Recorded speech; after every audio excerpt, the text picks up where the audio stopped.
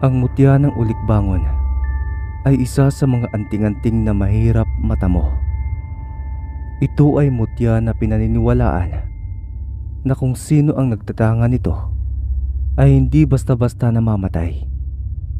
At kung mamamatay man, ay babalik upang mabuhay muli. Kadalasan ang mutya ng ulikbangon ay galing sa bulaklak o buto ng damo na mainam panggamot sa anumang karamdaman na ginagamit na alternatibong panggagamot ng mga mangyan. Karamihan sa mga mangyan ay naniniwala sa mga spiritual healer. Marami ring mga mangyan na nagtatangan ng ganitong uri ng agimat. Nagbibigay lakas, liksi at dagdag enerhiya ang taong nagtataglay nito. Nagpapahaba rin ng buhay at mainam na depensa. Ito ang anting-anting na bihira lamang matamo ng isang antingero. Alam naman natin na ang mga mangyan ay isang pangkat etniko ng mga Pilipino sa Pilipinas. Ang mangyan ay may kaugnayan sa salitang magos at mahika dahil may karunungan sila tungkol sa ilang salamangka gaya ng lumay at kulam. Naninirahan sila sa mga liblib na puok ng Mindoro. Tadyawan ang pangunahin nilang wika, lalo na sa mga naninirahan sa bahaging timog ng lawa ng Nauhan sa silangang gitnang probinsya ng Mindoro Oriental. Magandang gabi mga kadiwa, lalo na sa mga masusugid na listeners ng programang ito. Naway nasa mabuti kayong kalagayan. Tawagin na lamang ako sa pangalang Utlom, 45 anyos, at kasalukuyang naninirahan dito sa Mindoro kasama ang aking asawa at mga anak. Galing po ako sa tribo ng mga mangyan, ang tribo kung saan mahiyain ang mga katutubo sa ibang mga tao. Hindi naman sa pagmamayabang, kahit na kayong manggi ang aking balat, buhaghag at kulot ang buhok, at may katamtamang tangkad, ay nakapangasawa ako ng isang mistisang babae na taga Maynila na itago na lamang natin sa pangalang Maricar. Ang itatampo kong kwento ay ang naging karanasan ko noong aking kabataan. Sangkot sa karanasan kong ito ang aking mga magulang, kapatid, at lalo na ang aking asawa na si Maricar. Naganap ko pa lamang noong kaibigan.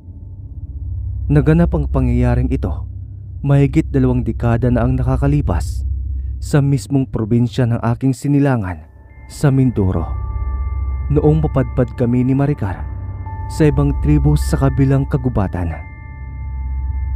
Taong 1995, at sa panahong ito ay nasa edad pa lamang ako na 17 at namulat sa makalumang tradisyon ng aming tribo na tinatawag na hanunuo.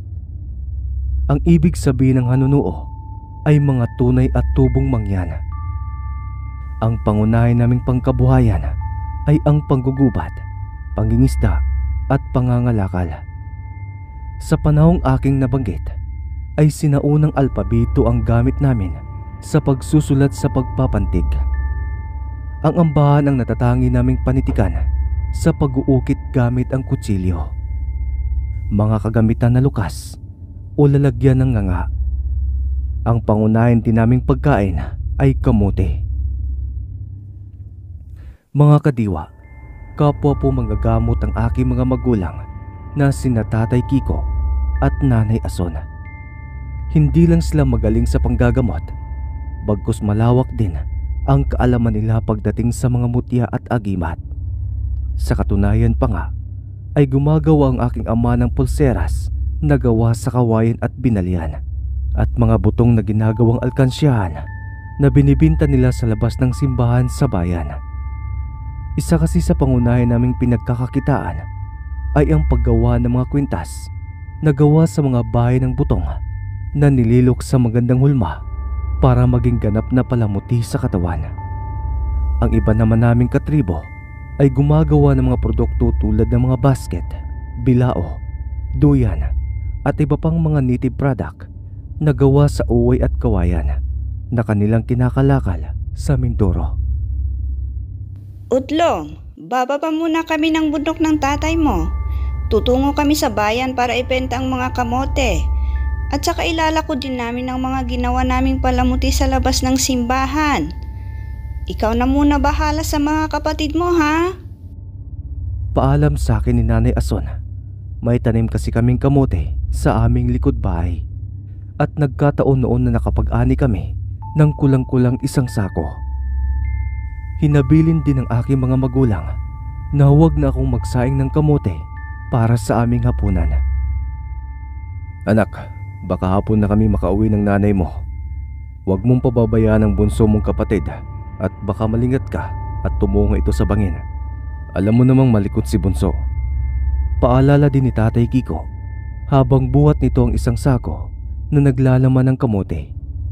4 kasi kaming magkakapatid at ako ang panganay sa lahat. At dahil maliit pa ang bunso kong kapatid na babae at malapit lang kami sa bangin na ninirahan, ay bantay sarado ko ito. Nay, Tay, bakit po hindi na ako sasaing ng kamuti mamayang hapon? Ano pong kakainin natin para sa hapunan? Usisang tanong ko sa aking mga magulang.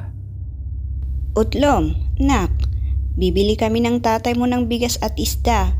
At saka kahit papaano makakain man lang tayo ng kanin at masarap na ulam. Kaya huwag ka nang magsaing ng kamote mamaya. Bibilhan ko din kayong magkakapatid ng tinapay. Ani ni Nanay Ason at malapad na ngumiti sa akin. Talaga po, Nay. Sige po, mag-iingat kayo ni Tatay patungong bayan. Ako na pong bahala kay bunso. Napapangiting tugon ko sa aking ina. Mga kadiwa, para sa aming pamilya, ang makakain ng kanin at ulam na isda o kaya karne ay isang malaking biyaya. Kaya't nung sabihin ng aking mga magulang na bibili sila ng bigas, isda at tinapay ay walang katumbas ang aking kaligayahan. Palagi kasing kamuti ang kinakain namin araw-araw. Nakakatikim lamang kami ng masarap na ulam sa tuwing araw ng kapistahan sa aming tribo. Hindi lang kasi pangingisda o pangangasong kinamulatan kong buhay, kundi pagtatanim ng kamote at mga halamang gamot at paggawa na rin ng mga palamuti. Malayo rin sa amin ang bayan at kailangan mo pang bumaba sa bundok na may ilang kilometro ang layo sa kabihasnan. Kakaahon lang ng araw noong bumaba sa kabundukan ang aming mga magulang para magbenta ng mga kamote. Noong makaalis sina ama't ina, ay muli akong bumalik sa kubo. Natutulog pa noon ang 3 kong kapatid at labis akong humahanga sa kasibagan ng aking mga magulang sapagkat tumungo sila sa bayan ng walang laman ang mga sikmura. Uminom lamang sila ng kape sa buho. At dahil natutulog pa ang aking mga kapatid, ay dagli akong nagsain ng kamote para sa aming agahan. At habang hinihintay kong maluto ito, ay nagpakulo na rin ako ng mainit na tubig habang umiigib ng tubig sa balon na may ilang metro pa ang layo sa aming kubo. Noong magising ang 3 kong kapatid, ay pinagsilbihan ko pa ang mga ito, lalo ng aming bunso. Naawa ko sa aking kapatid na babae dahil bata pa lamang ito ay palaging kape ang iniinom imbis na gatas. Mahirap talaga ang katayuan namin sa buhay at hindi nalalayo ang aming pamumuhay sa mga katutubong aita na naninirahan din sa mga liblib na baryo. Mabuti na lamang kahit papaano ay masipag ang 2 kong kapatid na sumunod sa akin at maaasahan ang mga ito sa lahat ng bagay. Dahil nagdadalaga na noon ang sumunod sa akin, ay inutusan ko ito na bantayan muna ang bunso naming kapatid. Mahirap na at baka magawa ito sa bangin, lalo't malikot ang bata. Matapos kasi naming noong mag-almusal, ay tumungo na ako sa munti naming taniman ng kamote para magbungkal ng lupa. Magtatanim kasi ako ng mga bagong baging, lalo na't katatapos lang naming mag-ani. Hindi naman pinamahayan ng mga makamandag na ahas ang aming taniman, dahil napapalibutan ito ng mga halamang gamot tulad na lamang ng mga oregano, rakadbulan, luyang dilaw o langkawas. At ang isang puno na kinakatakutan ng mga ahas kapag naaamoy nila ang dagta nito. Higit sa lahat, maraming tanim ang aking mga magulang na ulikbangon na pangunahin nilang ginagamit sa panggagamot. At habang abala ako sa pagbubungkal ng lupa na malapit sa pinagtataniman ng ulikbangon, ay saglit muna akong nagpahinga dahil tirik na ang araw at pinagpapawisan na ako ng malagkit. Habang nakaupo ako sa isang malaking putol na sanga, ay napansin ko ang mga namumulaklak na ulikbangon habang ang iba na may namumunga. Maliit lang ang bunga nito na halos maliit pa sa butil ng munggo. Subalit isang damong halaman ng ulikbangon ang umagaw sa aking atensyon. Nakahiwalay kasi ito sa ibang mga tanim. Napansin ko kasi noon na may kakaiba sa nasabing halaman. Matingkad kasi ang pagkakaberde ng kanyang mga dahon at makukulay ang talutot ng bulaklak. Nabubukod tangi ito sa ibang mga ulikbangon. Sa madaling sabi, ay malayo ang kanyang anyo sa naturang halaman. Tila ba'y may anong positibong enerhiya ang humahatak sa akin na lapitan ko ang halamang iyon. Akmang lalapitan ko ng kakaibang halaman ng ulikbangon, ay bigla akong napalingon sa tawag ng kapatid kong babae na sumunod sa akin. Kuya! Kuya Utlom! Hindi ka ba nagugutom? Gusto mo bang dalhan kita ng kamote? Aning pasigaw ng aking kapatid. Huwag mo na akong dala ng kamote rito, Mayang. Bantayan mo na lamang si Bunso at dyan na lang ako kakain dahil nagugutom na rin ako. Tugon ko sa aking kapatid na may mataas na tono. Malapit na rin kasi noon sumapit ang tanghaling tapat.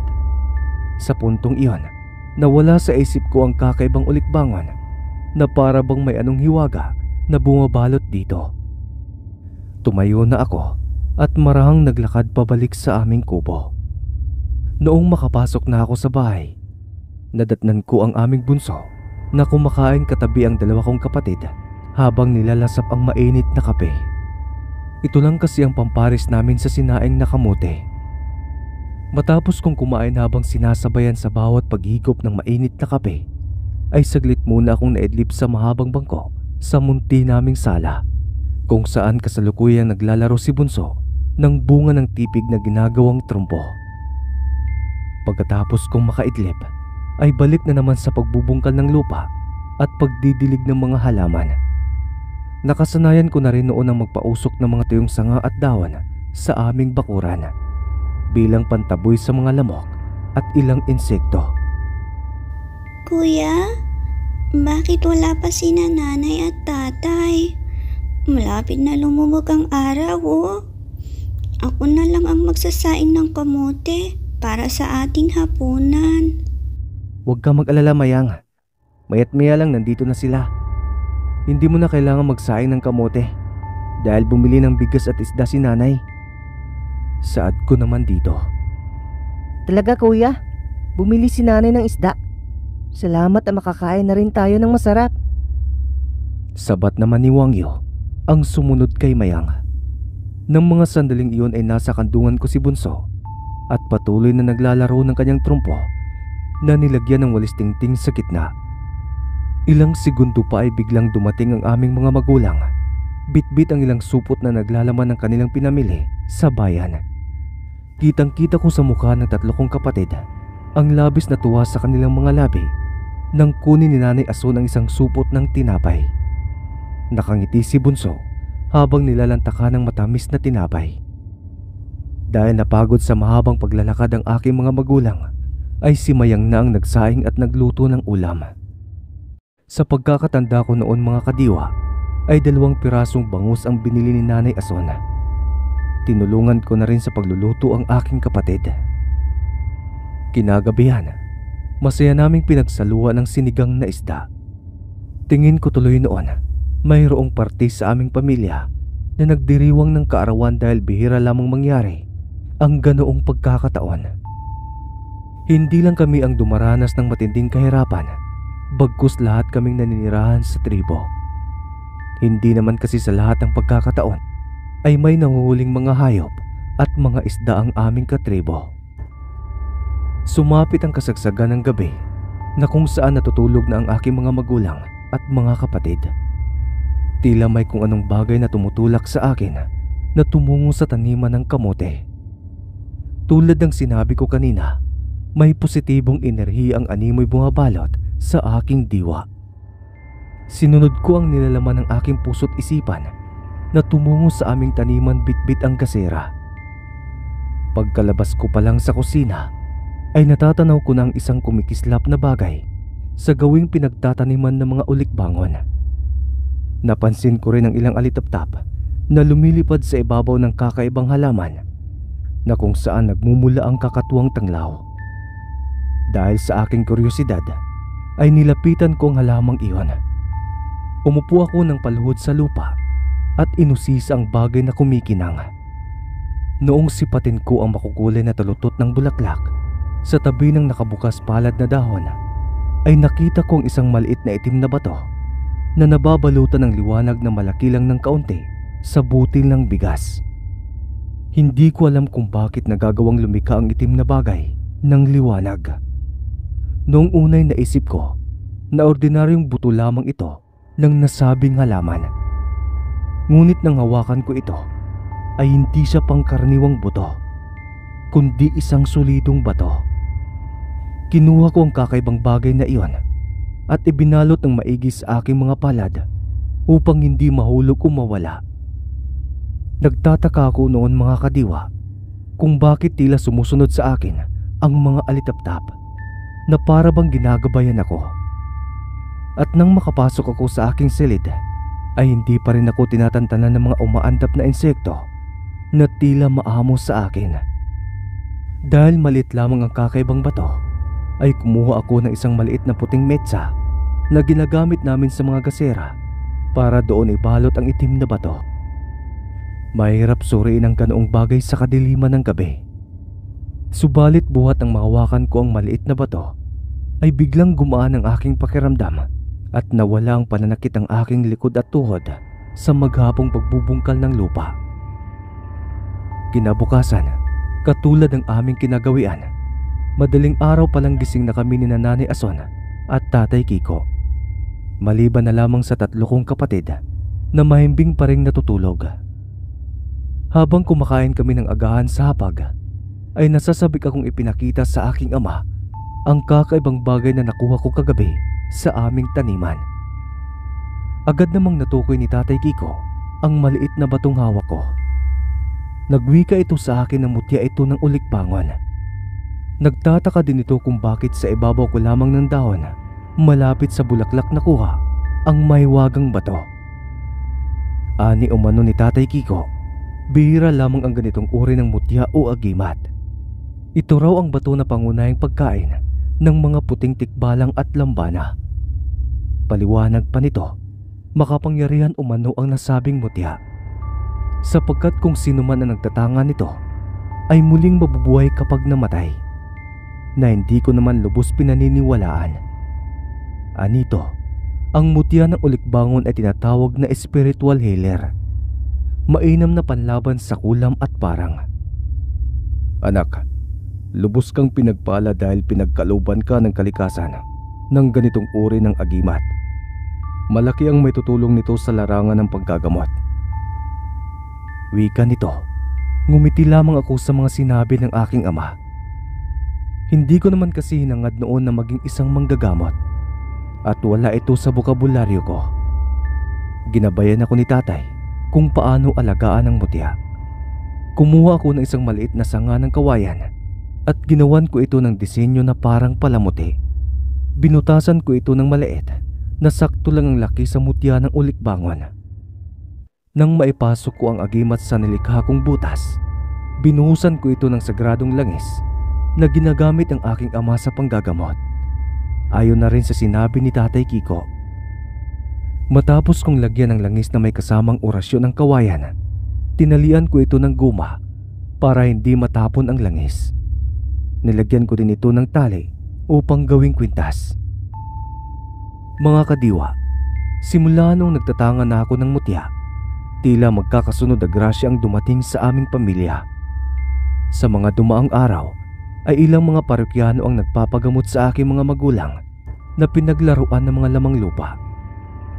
Tanging pagsasagawa ng santiguar ang lunas sa mga ganitong karamdaman. Kahit mga simpleng hilot at pagbibintusa ay ang mga magulang ko pa rin ang takbuhan ng aming mga katribo at maging sa Karatig Baryo. Sapagkat kilala sina Nanay Ason at Tatay Kiko sa aming probinsya. Subalit isang araw, isang pamilya ang dumating sa amin na galing pang Kamaynilaan. Bagamat tubong Mindoro din ang mga ito na umuwi lang ng probinsya para maganap ng dalubhasang manggagamot upang ipagamot ang kanilang anak na babae. Ani umano ng mag-asawa, ilang bisis nang dinala ang kanilang anak sa isang espesyalista. Subalit hindi matukoy ng doktor ang sakit nito at ilang bisis na rin silang naresetahan ng antibiotic, ngunit hindi gumagaling ang kanilang bunsong babae. Walang progreso sa sakit nito at mas lalong lumalala ang karamdaman. Nagpapakilala ang mag-asawa sa pangalang Aling Biola at Mang Severino. Naawa ako noon sa dalaga nang maupo ito sa loob ng aming kubo, katabi ang kanyang mga magulang. Nangangayayat na ito at bumabakat ang mga buto sa dibdib. Lubog ang panga at nangingitim ang gilid ng mga mata na tila hindi pinapatulog ng kanyang kinakaharap na sakit. Kwento pa ng mag-asawa ay palaging may lumalabas na mga uod sa bibig at tinga ng kanilang anak. Tingin ni na Aling Biola at Mang Severino na baka pinaglaruan ng engkanto ang kanilang anak o di naman kaya ay kinulam. Dahil sa malayo pang nilakbay ng mga ito, marating lang ang aming tribo, ay sinubukang gamutin ng aking ama ang kaawa-awang dalaga. Bagamat walang katiyakan kung kaya ba itong pagalingin ni Tatay Kiko. Tulad ng alternatibong panggagamot ni Tatay, gamit ang mga dinikdik na halamang gamot na pinantatapal nito, ay hindi ito umuobra sa mga sugat ng dalaga na tila may maliliit na butas ang balat nito na kinukukot ng mga organismo. Sinantigwaran din ito ni Nanay Ason, subalit nabigo siyang malaman kung anong uri ng nilalang ang nagpapahirap sa katawan ng dalaga. Sa puntong iyon, humingi ng tawad ang aking mga magulang kina Aling Biola at Mang Severino na hindi nila kayang gamutin ang kanilang anak. Anila'y kailangan nilang maghanap ng isang bihasang albularyo na may kakayahang gumamit ng itim na salamangka para kontrahin ang negatibong enerhiya na nagpapahirap sa kanilang anak. Malakas ang kutob ng aking mga magulang na binarang umano ang dalaga ng isang mabagsik na mababarang. Nagtataka naman ang mag-asawa kung sino ang nagbarang sa kanilang bunsong anak. Ani na mag-asawa pala kaibigan itong babae at ni minsan wala itong naging kaaway. Nagsimula raw magbago ang kondisyon ng kanilang anak buwat nang dumalo ito sa kaarawan ng kanyang matalik na kaibigang babae na madalas nitong kasama. Mga kadiwa, tila nawala ng pag-asa sina Aling Biola at Mang Severino na gumaling ang kanilang anak. Nakikita ko ang matinding pigatis sa kanilang mga muka sa malalang kondisyon ng dalaga. Animoy para itong isang bangkay na muling nabuhay sa dami ng mga sugat. Samahan pa ng mabahong amoy dulot ng mga nana. Mang Kiko, malayo pa ang aming nilakbay, marating lang ang inyong tribo. Nabalitaan kasi namin na isa kayo sa magaling na manggagamot. Parang awa mo na, Mang Kiko. Pagalingin mo ang aking anak. Ilang albularyo na ang aming hiningaan namin ng tulong dito sa Mindoro. Ngunit lahat sila ay walang nagawa. Ikaw na lamang ang huling pag-asa namin. Pakiusap, tulungan mo kami. Pagsusumamo ng ginang sa aking ama, na halos hindi na napigilang umiyak. Gayunpaman, kahit natulala ang dalaga at hindi na masyadong makagalaw, ay malinaw kong nasisilayan ang namumuong luha sa kanyang mga mata. Pakiwari ko'y ang mga matang iyon ay nagpapahiwatig na nais na lamang nitong mamatay sa tindi ng tinatamasan niyang karamdaman na labis na nagpapahirap sa kanya. Pasensya na, hindi ako Diyos para gumawa ng isang himala. Patawad sa inyo kung hindi ko nagawang pagalingin ang inyong anak. Tanging manggagamot na gumagamit ng mahika negra ang may kakayahan na labanan ng isang mabagsik na mababarang. Tugon naman ni Tatay Kiko sa ginang. Naguguluhan ako ng mga oras na yon dahil alam kong may karunungan ng aking ama pagdating sa Mahika Negra na minana pa nito sa aking lolo't lola. Marahil tinalikuran na ni Tatay Kiko ang ganoong sistema dahil may kaakibat itong panganib. Ika nga, nabubuhay ka pa sa mundong ibabaw pero nasusunog na ang iyong kaluluwa sa dagat-dagatang apoy. Siguro yun ang dahilan kung bakit hindi na nagsasagawa ng ganoong panggagamot ang aking ama at inahangad na lamang nito maging isang ordinaryong albularyo. Mga kadiwa, nagulat ako noong lumuhod ang ginang sa aking mga magulang at patuloy na nagmamakaawa na pagalingin ang kanyang anak. Ngunit tulad ng sinabi ni Tatay Kiko ay wala na siyang magagawa pa. Pinasadahan ko muli ng tingin ng dalaga at tila nagbabanggaan ang aming mga mata. Nais ko siyang tulungan ngunit wala naman akong alam sa panggagamot. Dumating na rin sa punto na biglang nagsalita ang dalaga. Nanginginig ang mga labi nito nung bigkasin ng katagang napapagod na siya at gusto na niyang magpahinga. Dahilan para tumayo sa pagkakaluhod ang kanyang ina at hinawakan ng pisngi ng kanyang anak. Maricar, anak, tatagan mo lang ang iyong loob. Alam kong gagaling ka, nak. Huwag mo kaming iiwan ng tatay mo. Saad ng ginang habang humahagulgol. Nay, Tay, pagod na po ako. Hindi ko na kaya. Wika ng dalaga na nahihirapang magsalita. Lupaypay na rin ang katawan nito at hirap na igalaw ang mga kamay. Kahit na maraming sugat ito sa katawan, ay walang habas itong hinagkan ng kanyang mga magulang. Alam kong masakit sa isang magulang ang mawala ng isang mabait na anak.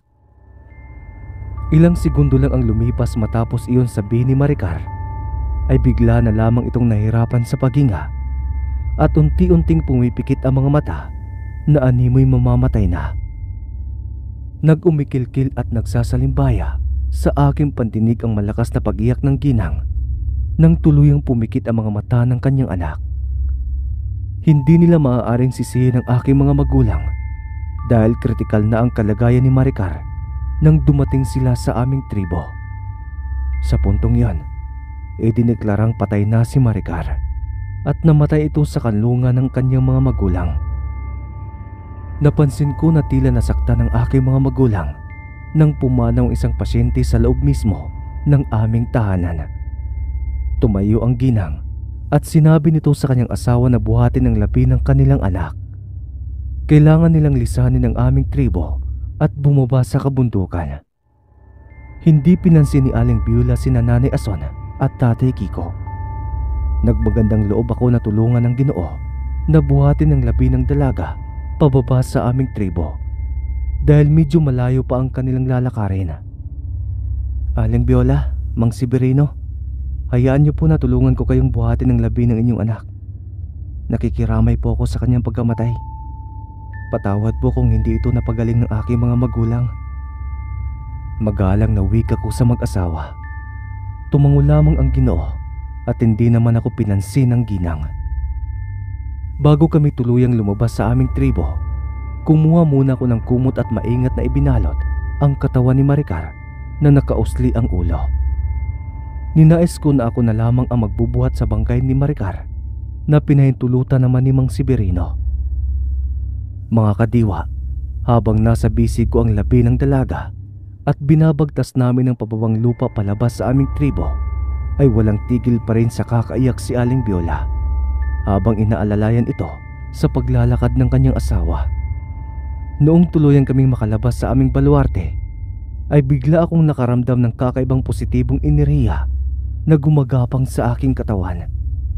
Ang matinding init na nagpakawala sa buo kong kalamnan ay tila ba pumasok sa katawan ng bangkay ng dalaga. Dumating pa sa punto na sumiklab ang kakaibang init na parang sinisilaban ng kumot na nakabalot sa katawan ni Maricar. Marain kong pinagmasdan ang mukha nito at nagulat na lamang ako nang biglang dumilat ang kanyang mga mata kasabay ng pagtulo ng mabigat na luha. Ang nangingitim nitong labi ay biglang nagbago at tuluyang bumalik sa normal na kulay. Ang maiitim sa gilid ng mata ay nanumbalik na rin at dahan-dahang nagiging maaliwalas ang mukha nito. Aling Biola, si Maricar po ay buhay. Buhay po ang anak ninyo. Malakas na wika ko sa ginang, dahilan para maudlot ang paghihinagpis nito. Mabilis na lumapit sa akin ang mag-asawa para tingnan ang kanilang anak. Isang himalang nangyari na hindi ko lubos maintindihan kung paano nabuhay ang isang kamamatay lang. Maingat kong inilapag sa lupa ang dalaga at nagmamadaling tinanggal ang nakabalot na kumot. Hindi ko maunawaan kung bakit bigla na lamang tumibok ang kanyang puso. Sa muling pagkabuhay ni Maricar ay tulala lamang ito habang yakap siya ng kanyang ama't ina. Nadama ko bigla ang suot kong kwintas na kawayan na tila umiinit ito na kung saan nasa loob ang aking mutya. Hinawakan ko ang aking kwintas at nabulalas na lamang ako dahil parang kumukulo ang sagradong langis sa loob ng kawayan. Kasabay ng isang mahiwagang tinig na bumubulong sa aking isipan. Ginagabayan ako ng tinig na iyon na patakan ko ng langis ang bibig ng dalaga kung saan nakababad ang mutya ng ulikbangon.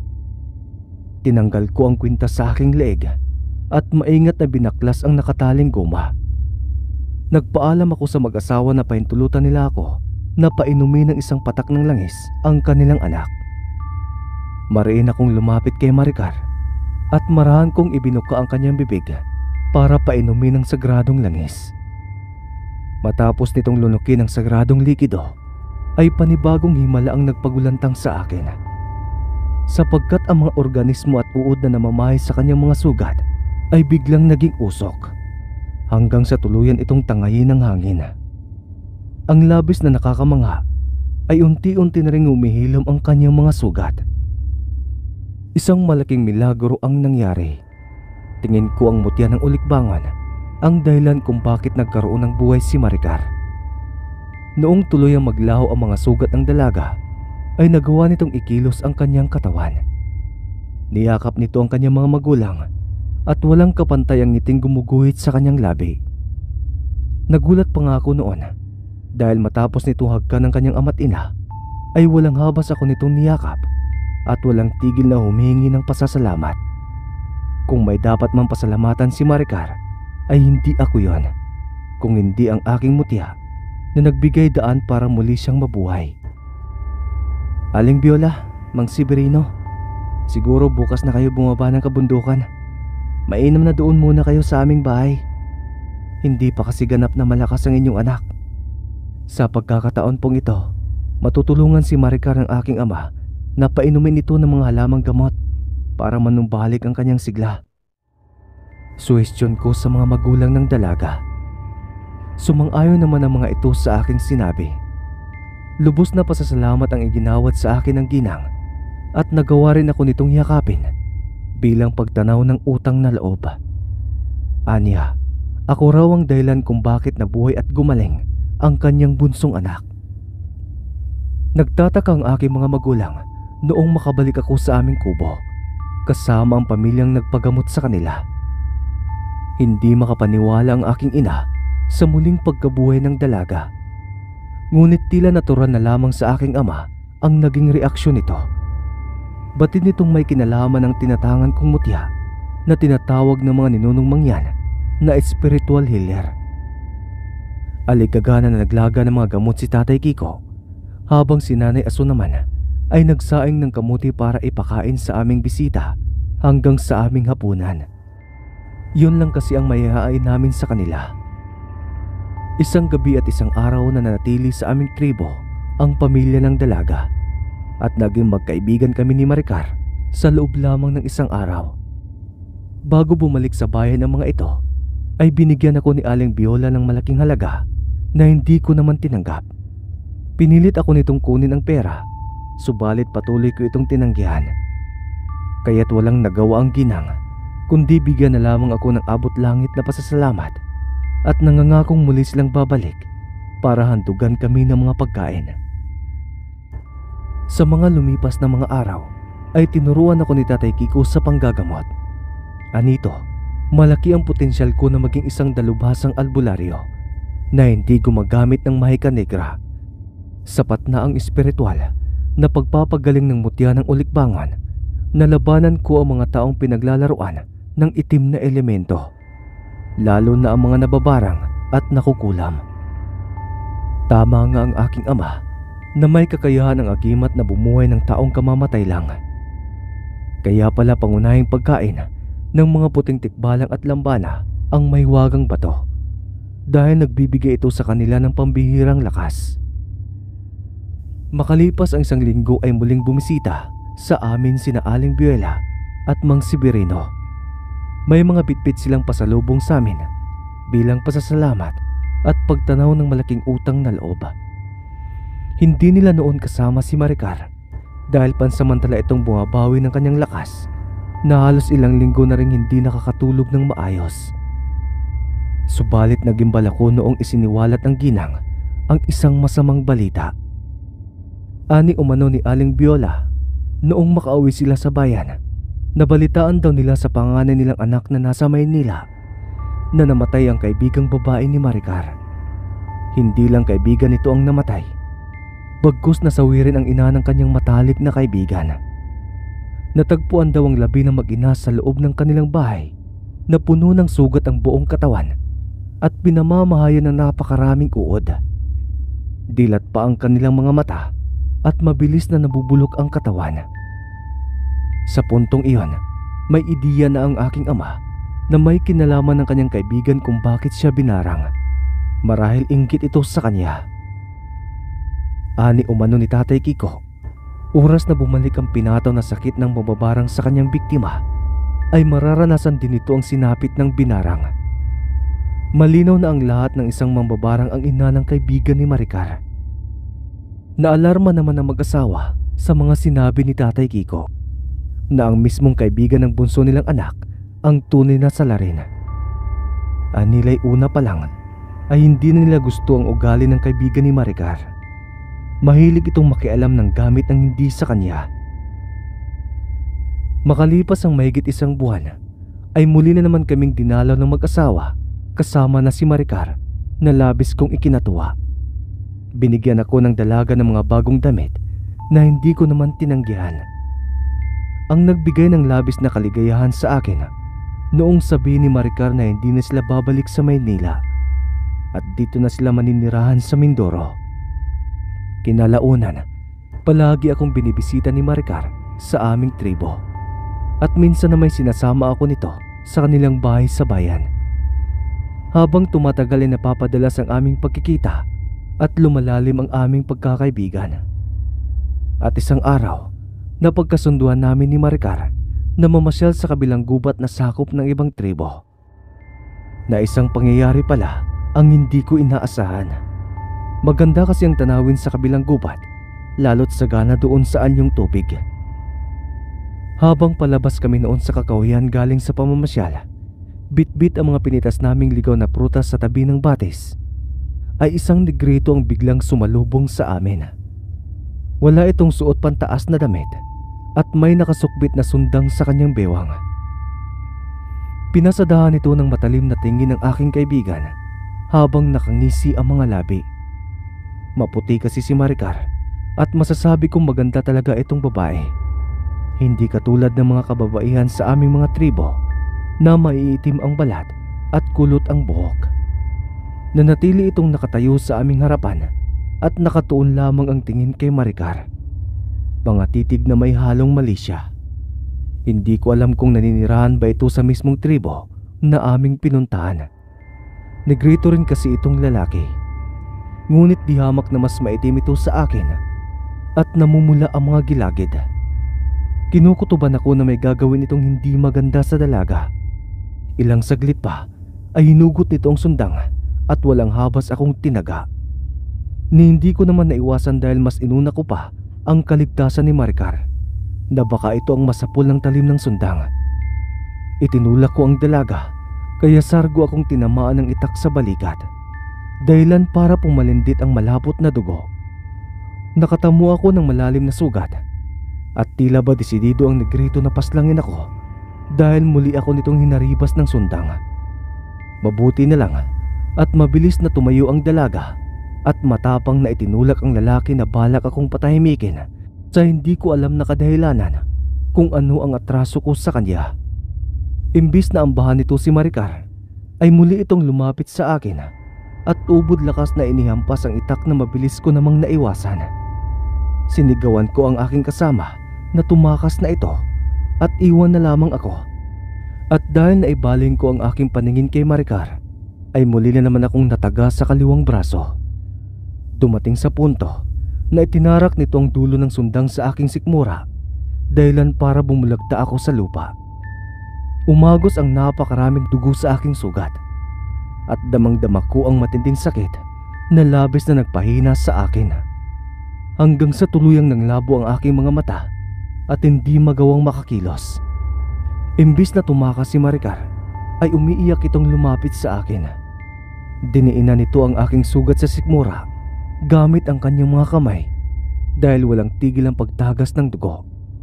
Sa kasamaang palad, hinablot ng negrito ang buhok ni Maricar at pirsahan na kinalagkad papasok sa kakahuyan at dinig ko ang bawat sigaw ng dalaga habang inihila ang kanyang mahabang buhok ng negrito. Sa hindi maipaliwanag na dahilan, kahit nasugatan ako at marami ng dugong nawala sa akin, ay kakaibang enerhiya ang lumalabas sa aking katawan. Ang positibong espiritual na aura ay nagbigay sa akin ng kakaibang lakas para muli kong maigalaw ang aking katawan. Pakiwari ko'y nagsisimula na naman kumulo ang sagradong langis. Ang nagpapainit sa likido ay ang mismong galing sa nagbabagang init ng mutya ng ulik-bangon. Mabilis akong tumayo at walang habas na tumakbo habang hindi pa tuluyang nakakalayo ang lalaking bumihag sa aking kaibigan. Sa aking pagtakbo, nasipat ko ang isang matulis na sanga na maaari kong gawing sandata. Matapos kitong damputin, ay halos liparin ko na ang daan, mailigtas lang si Maricar. Noong makalapit ako sa lalaki na patuloy na hinawakan ng buhok ni Maricar, ay hinamon ko ito ng duelo para bitawan nito ang dalaga. Ngunit sinikmuraan nito ang dalaga para hindi ito makakilos. Matapos ang baha ng suntok si Maricar, ay maliksi itong kumilos at walang tigil akong hinaharibas ng sundang. Kahit nasugatan ako, ay tila nagbago ang aking pagkilos. Animoy may nagmamanipula sa akin. Naging matalas ang aking paningin at nababasa ko ang bawat galaw ng katunggali. Sa kabutihang palad, nagawa kong itarak ang matulis na kahoy sa tagiliran ng negrito at pinaulanan ko ito ng magkakasunod na suntok at sipa. Sa pilitan kong inagaw sa kanya ang sundang para gawing armas. Noong makuha ko ang itak, ay bumawi ako sa kanya. Tinaga ko ito sa leeg bago dumistansya. Ngunit isang bagay ang nagpagimbal sa akin, buhat ng tagain ko ang negrito. Tumayo kasi ito na parang walang nangyari at umangil ng malakas. Dumating sa punto na tinubuan ito ng matatalas na kuko at ngipin at mas lalong umiitim ang balat, hanggang sa musbong ang makakapal na balahibo. At doon ko lang napagtanto na isa palang halimaw ang negrito. Iyon din ang unang pagkakataon na nakakita ako ng isang mabalasik na aswang sa tanang buhay ko. Imbis na harapin ko ang nilalang, ay dagli akong lumapit sa dalaga. Inakay ko itong makatayo dahil nangihina na ito, buhat ng sikmuraan siya ng negritong aswang. Napayakap sa akin si Maricar noong tumalon ang halimaw para sunggaban kami. Subalit namilog ang aming mga mata nang biglang lumipad ang isang matulis na kawayan at sargong bumaon sa dibdib ng halimaw. Nang ibaling ko ang aking paningin sa pinanggalingan ng sibat na kawayan, ay tumambad sa akin si Tatay Kiko.